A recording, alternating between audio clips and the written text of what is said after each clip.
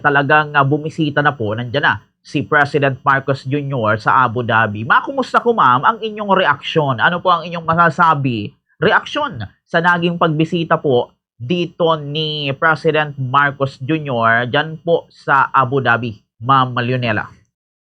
Well, sa pagbisita po ni Pangulong Marcos po dito sa UAE, siyempre po masaya po at sa kauna-unahang panahon na may presidente na bumisita dito po sa UAE, kumbaga po. So, masaya lahat po. Lalo na siguro maganda yung kanyang gagawin po dito sa UAE na ipabahagi sa mga kababayan natin po dito.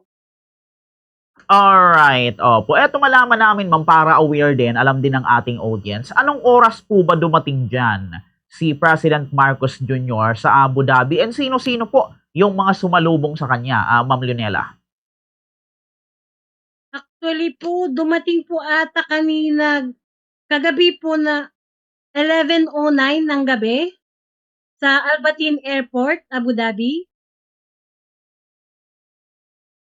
At ang mga sumalubong ay sila ating mga officers po ng Philippine Embassy, kagaya ni Ambassador Alfonso Ver, at saka si Madam Maria Teresa Lazaro po ng Foreign Affairs Secretary po. At lalong-lalo na po na sumalubong sa ating Pangulo ay si UAE Minister State, His Excellency Said Al-Hajiri po. So, tuwang-tuwa po sila yung paglapag po ng ating Pangulo sa Abu Dhabi. Alright, opo. Eto ma'am, dahil nga sa nandiyan na si President Marcos Jr., ano naman po yung naging feedback ng mga Pilipino dyan nang makita nilang nagtalumpati na and nakita nila, sinalubong nila itong ating Pangulo, Ma'am Leonela? Ay, ang pagkaalam ko po, tuwang-tuwa po lahat ng mga tao dito sa UAE sa pagpunta po ni Pangulong Marcos dahil marami siyang dadalhin na mga plano para sa ating mga kababayan dito kung paano tayo umunlad at mapaganda ang ating ekonomiya po sa Pilipinas po. Kaya tuwang-tuwa po sila kanina po sa kanilang mga forum at mga pinakita sa mga tao-tao lahat po dito kasi marami pong Pilipino po dito sa UAE, di ba? At least more or less 900,000 po ang mga Pilipino po dito sa UAE at tuwang-tuwa po sila dahil sa unang pagbisita ni Pangulong Marcos po dito sa UAE. Hindi ko maano pero sa I think 2 days po dito sa Abu Dhabi and 4 days po ata lahat ang kanyang pagbisita po sa UAE po. Alright. Eto ma'am, base sa inyo pong mga narinig, mga nabalitaan, nakita sa social media, ano po ba yung mga nangyari o mga kaganapan nang bumisita na po itong si President Marcos Jr. dito nga po sa UAE? Ma'am Leonela. Nagpapasalamat tayo ulit dahil ang UAE ay inimbitahan niya po si ating Pangulong Marcos dito sa UAE at para po makilahok sa actually nagpunta po siya dito ngayong Abu Dhabi po dahil sa nakilahok ang ating Pangulo sa kauna-unahang 2026 Abu Dhabi Sustainability Week at yung Sustainability Award po.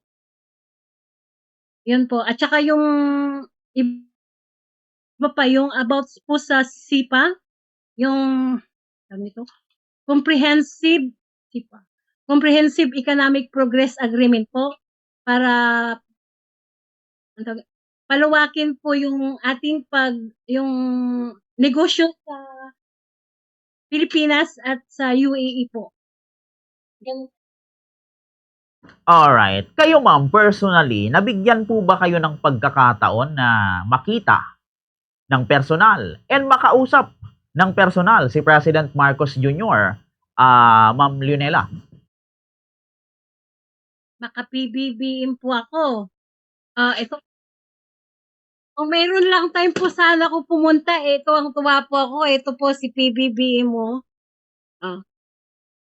Namit ko na po siya sa insan. Pero, sorry po, dahil may trabaho po, kahit gusto ko man po pumunta, wala tayong magagawa. Kaya at least happy rin ako dahil nandito po siya UAE.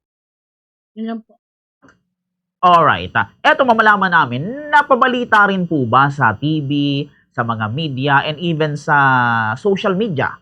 Eto nga pong pagbisita ni President Marcos Jr. dyan po sa Abu Dhabi, Ma'am Leonela. Yes po, sa TV, sa news. Siyempre, gabi-gabi naman po akong nanonood ng news po at sa media po, sa Facebook. Round the clock naman po na binabalita kung ano pong nangyayari sa Pilipinas po dito. So, yun din po. Ito po siya, makikita niyo. Nagsasalita po si Alfonso Berpo dahil tuwang-tuwa sila. May forum sila ngayon. After po yung pag-meeting po ni President Marcos kay Sheikh Zayed Al Nahyan po, it's tungkol sa agreement po, ito po, nag-happy-happy sila at kasama lahat ng mga negosyanteng Pilipino, mga OFW po na umattend po ngayon. Happy po sila dahil sa pagpunta niya po. Alright, yon. Eto ma'am, base ulit sa mga napakinggan ninyo, narinig ninyo, base sa mga nakita ninyo sa social media, narinig ninyo sa media, dyan po sa inyong lugar, sa Abu Dhabi. Ano kaya sa palagay ninyo ma'am yung mga napag-usapan nila ni President Marcos Jr. and nung presidente po dyan sa UAE, Ma'am Leonela? Actually, hindi naman po ako lahat in details po, pero kakapunod ko lang ng news. So, ang pag-uusapan nila ay tungkol po sa, regarding po sa Sustainability Week po, yung pakikilahok po ng ating Pangulong Marcos regarding sa mga paigtingin at pagsulong po sa solusyon ng climate change at yung sa mga sustainability upang taliyakin ang environmental sustainability like food, security, water, climate at iba pang issue na sa napapanahon ngayong nangyayari sa buong mundo o sa Pilipinas po. Ganun po. At isinusulong din ni Pangulong Marcos yung paggamit ng reusable energy sa Pilipinas at mga iba pang kung paano natin maayos po ang ating bansa. Ganun po. Alright. Alright. Eto, Ma'am Leonela, kumusta ko yung seguridad? Kumusta naman po yung seguridad dyan sa pagbisita po ni President Marcos Jr.? Wala naman po bang nangyaring kaguluhan? Wala naman po bang nangyaring iskandalo? May mga terorismo? Wala naman po bang ganon? May mga nagpaputok ng baril, mga ganon? Wala naman ganon, ma'am. Secured naman yung lugar, Ma'am Leonela. Sasabihin ko sa iyo, Sir Kier, ang UAE po ang pinaka-the best po na bansa, pinaka-secured, kahit magdamag kang lumabas, kahit anong gagawin mo sa daan, kahit at iba pa dyan, wala pong mangyayari sa'yo. About sa security naman po yung tungkol sa pagpunta dito ni Pangulong Marcos, wala pong mangyayaring kaguluhan o rally. Kasi alam nyo naman po na bawal po yun, di po ba? Dito sa Middle East or especially dito po sa UAE, mahigpit po dito ang security po. Bawal po yung mga media-media or yung mga magrally-rally ba, ganun. Alright, opo. Eto, yun, talaga namang, talagang in terms of security, nako, pag sinabing UAE, ang seguridad talaga diyan, nako, napaka-secured. Anyway, ma'am, eto, gaano po ba karami yung mga nakisama o sumalubong kay President Marcos Jr., lalo na po sa mga Pilipino diyan po sa Abu Dhabi, Ma'am Leonela? Ay, sa palagay ko, daan-daan po ang mga pumunta po kanina dahil sa happy sila sa pagpunta po ng ating Pangulo po. Dahil sa, I think, kasi yun yung ata yung unang payment po nga po ng mga kung paano tayo mapaunlad ang ating bansa at makilahok sa ibang, not only UAE, sa ibang bansa rin like Bahrain, Oman, Kuwait, Saudi, yung paano palawakin ang mga trade industry, ganun po. Yung at saka I think about po sa yung ano ba yun, yung pagsingil sa low tariff po, gano'n. So, tuwang-tuwa po mga Pilipino po. Alright, yon. Eto ma'am, maitanong ko sa inyo ito, personal na katanungan. Sa tingin niyo ma'am, magiging maganda kaya yung kahihinatnan and makatutulong po ba sa ating bansa itong pagbisit ni President Marcos Jr. dito po sa UAE, sa Abu Dhabi, o dito po sa Abu Dhabi, sa United Arab Emirates, Ma'am Leonela? Sa palagay ko po sir, 100% po na ikakaganda po ng ating bayan, lalong-lalo na po sa ekonomiya natin ngayon, especially sa kaguluhan diyan. Well, wala naman pong pakialam po kasi mga OFW yun kasi wala naman po kami diyan 'no. Pero yung pagpunta niya po dito ay ikakaganda po o ikakaunlad po ng ating ekonomiya po. At sa mga kababayan natin dito na OFW, yung mga gustong magnegosyo or lahat po, ikakaganda po natin. Alright, yun.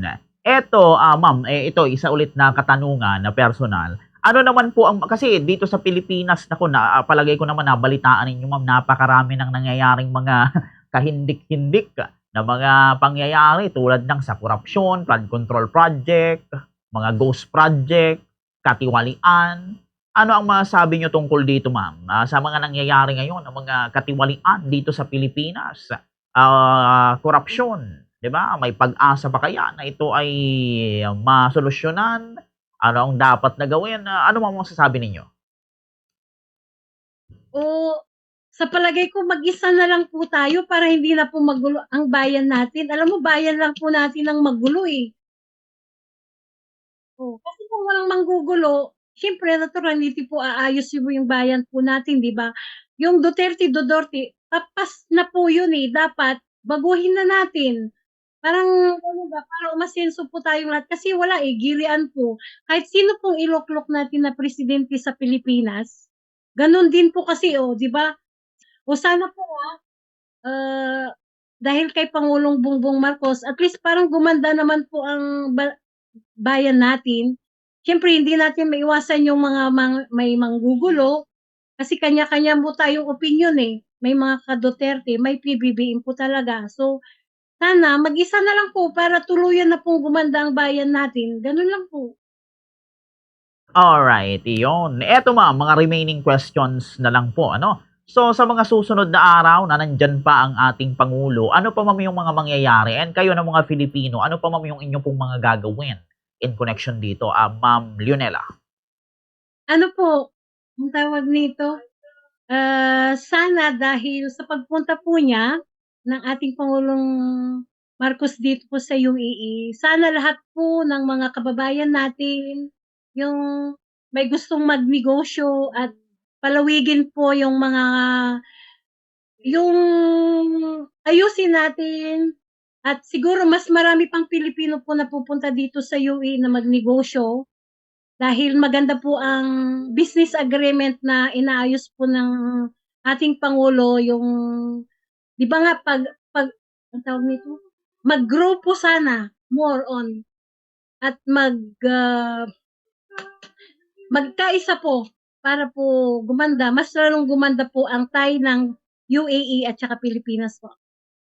Alright. Eto ma'am, bago tayo matapos, kung meron akong nakalimutan, meron kayong gustong idagdag, sige ma'am, bibigay ko sa inyo ang linya. And ano ang panawagan ninyo ma'am sa atin pong mga kababayan dito sa Pilipinas and maybe diyan sa Abu Dhabi and connection dito sa pagbisita po ni President Marcos Jr. diyan po sa inyong lugar sa UAE. Sige ma'am, bigay ko po sa inyo ang linya.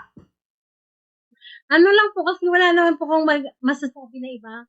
Magsama-sama na lang po tayo, magkaisa para po lalong gumanda lang po yung bayan natin. Yun lang po, 'wag na mag-away-away, yung mga kudit-kudita, yung mag-iisip ng panggulo-gulo, yung mga gano'n po ba. Magkaisa lang po lahat para iisa lang naman ang pupuntahan po niya kasi kung magkaisa, gaganda po ang bayan natin, yung para hindi na mag-away-away.